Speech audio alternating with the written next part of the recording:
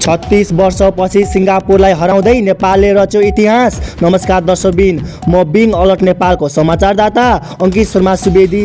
नेपालको राष्ट्रिय पुरुष फुटबल टोलीले शुक्रबार अन्तर्राष्ट्रिय मैत्रीपूर्ण खेलमा उसकै भूमिमा सिङ्गापुरलाई 1-0 अन्तरालले पराजित गरेको छ। खेलको 12औं मिनेटमा नेपालका जर्सी नम्बर 7 का जिलेस्पीजङ कार्कीले निर्णायक गोल गर्दा नेपालले सिङ्गापुर विरुद्ध पहिलो जित हासिल गरेको हो।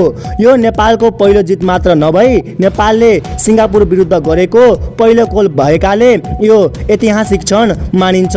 सिङ्गापुर विरुद्धको जितले मार्च 25 मा हुने एएफसी एसियन कप छनौट खेलमा मलेसिया विरुद्ध उच्च मनोबल कायम राख्ने विश्वास भएको नायक जिलेस्पीजङ कार्कीले जानकारी दिए। यस्तै अलर्टिङ प्रहारका लागि हेर्दै गर्नुहोला, सुन्दै गर्नुहोला बिङ अलर्ट नेपाल। हस्त, धन्यवाद।